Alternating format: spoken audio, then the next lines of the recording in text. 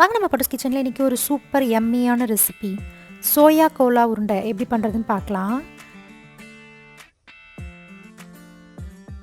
இதனுடைய டேஸ்ட் பார்த்திங்கன்னா mutton Cola உருண்டை சாப்பிட்ற அதே டேஸ்ட்டில் இருக்கும்.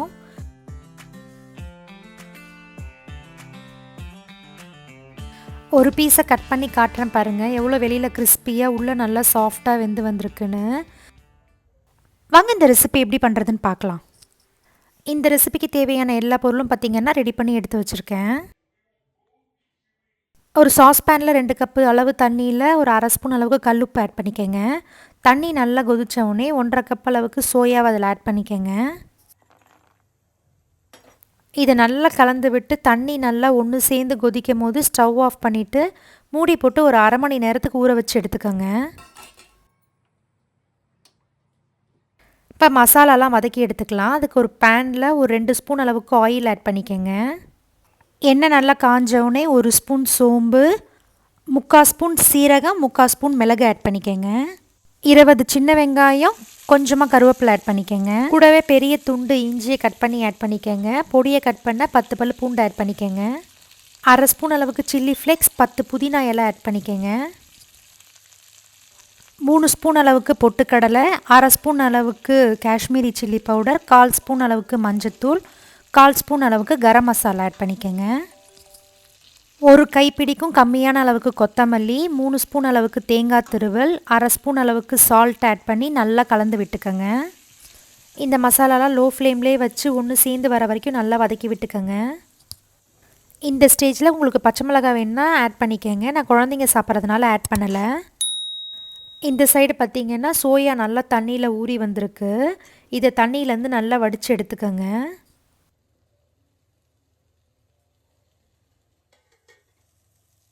பார்த்திங்கன்னா மசாலா எல்லாம் ஒன்று சேர்ந்து வந்தவுடனே ஸ்டவ் ஆஃப் பண்ணிவிட்டு நல்லா ஆற வச்சு எடுத்துக்கோங்க. நல்லா ஆறினவுடனே மிக்சர் ஜாரில் ஆட் பண்ணி தண்ணியெல்லாம் எதுவுமே ஊற்றாமல் கோர்ஸாக அரைச்சி எடுத்துக்கோங்க.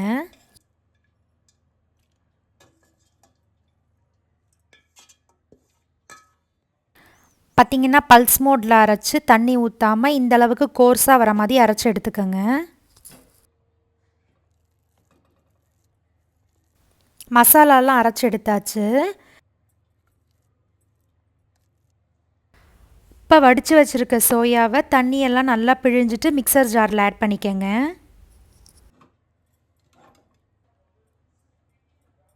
பார்த்திங்கன்னா சோயாவில் இருக்க தண்ணி எல்லாத்தையுமே நல்லா பிழிஞ்சு கோர்ஸாக அரைச்சி எடுத்துக்கோங்க.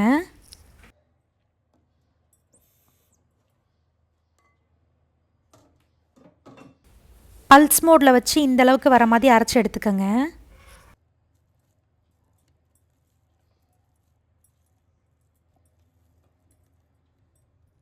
பார்த்திங்கன்னா சோயாவை 2 வாட்டி அரைச்சி எல்லாத்தையுமே ஆட் பண்ணியாச்சு. இதெல்லாம் ஒன்று சேர்ந்து வர மாதிரி நல்லா கலந்து விட்டுக்கோங்க. இந்த ஸ்டேஜில் உப்பு பத்தலைன்னா ஆட் பண்ணிக்கோங்க. நான் ஒரு 1/4 ஸ்பூன் அளவுக்கு சால்ட் ஆட் பண்ணியிருக்கேன். மாவு லூஸாக இருந்தால் கூட 2 ஸ்பூன் அளவுக்கு பொட்டுக்கடலை மாவு ஆட் பண்ணி உருட்டி எடுத்துக்கோங்க. இதை நல்லா பிசைஞ்சு எடுத்து உருண்டையாக உருட்டும் போது பார்த்திங்கன்னா டைட்டாக இருக்கணும். இலகலாக இருந்தால் எண்ணெய் குடிக்கும். பார்த்திங்கன்னா இந்த அளவுக்கு டைட்டாக இருக்க மாதிரி உருட்டி எடுத்துக்கோங்க.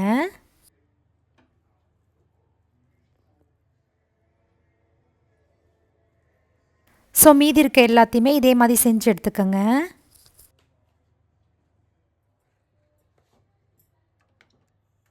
இப்போ ஃப்ரை பண்ணி எடுத்துக்கலாம். அதுக்கு ஒரு கடாயில் பொரிக்க தேவையான அளவுக்கு எண்ணெய் ஆட் பண்ணிக்கோங்க.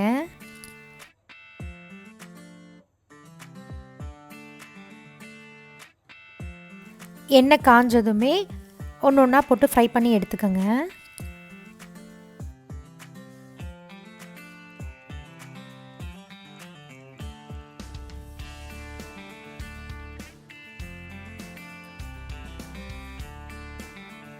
மீடியம் ஃப்ளேம்லேயே வச்சு திருப்பி விட்டு கலர் மாறி வர வரைக்கும் ஃப்ரை பண்ணிக்கோங்க.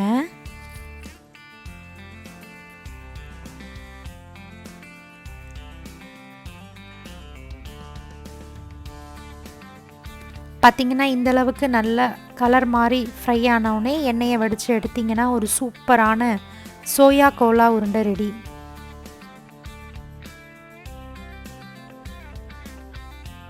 ஸோ ஸோ மீதி இருக்க எல்லாத்தையுமே பார்த்திங்கன்னா இதே மாதிரி ஃப்ரை பண்ணி எடுத்துக்கோங்க. இதனுடைய டேஸ்ட் பார்த்திங்கன்னா மட்டன் கோலா உருண்டை சாப்பிட்ற அதே டேஸ்ட்டில் இருக்கும். ஒரு பீஸை கட் பண்ணி காட்டுறேன் பாருங்கள், எவ்வளோ வெளியில் கிறிஸ்பியாக உள்ளே நல்லா சாஃப்டாக வெந்து வந்திருக்குன்னு. ஸோ கண்டிப்பாக இந்த ரெசிபி நீங்களும் உங்கள் வீட்டில் ட்ரை பண்ணி பார்த்துட்டு எப்படி இருந்ததுன்னு கமெண்ட் பண்ணுங்கள்.